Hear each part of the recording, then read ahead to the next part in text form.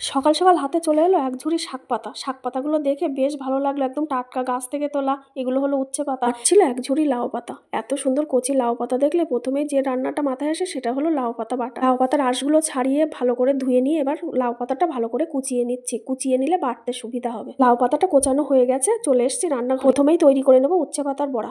একটা বাটিতে 4 চামচ বেসন, 1 চামচ কর্নফ্লাওয়ার, স্বাদ মতন লবণ, হলো তার জল দিয়ে ব্যাটারটা ফেটিয়ে নিয়েছি। এরপর ধুয়ে রাখা উচ্ছে পাতাগুলো ব্যাটারের মধ্যে চুবিয়ে গরম তেলে ভাজতে বসিয়ে দিলাম। আর এখানে চালের গুঁড়োর পরিবর্তে আমি কর্নফ্লাওয়ার ব্যবহার করেছি। উচ্ছে পাতার বড়াগুলো কিন্তু সব ভাজা হয়ে গেছে। এবার ওই তেলের মধ্যে 2টো শুকনো লঙ্কা, কালো জিরা, রসুনটা ফোড়নে দিয়ে দেবো। রসুনটা একটু ভাজা ভাজা হয়ে আসলে কুচিয়ে রাখা লাউ পাতা, পরিমাণ মতন লবণ, হলুদ আর কাঁচা লঙ্কা দিয়ে লাউ পাতাটা ঢাকা চাপা দিয়ে ভালো করে ভাজা করে নেব। লাউ পাতাটা কিন্তু ভাজা হয়ে গেছে। এই দেখো কাঁচা লঙ্কাগুলোও কিন্তু ভাজা ভাজা হয়ে গেছে। এবার লাউ পাতাটা নামিয়ে শিলনোড়ায় পাতাটা ভালো করে বেটে নেব। এই রান্নাটা কিন্তু খুবই সহজ, কিন্তু গরম ভাতে খেতে খুবই ভালো লাগে। বেশি ভালো লাগে এটা মাখার পরে ভাতে, ভাতটা একদম সবুজ হয়ে যায়। আজকে সবুজ রঙের ভাত খাবো।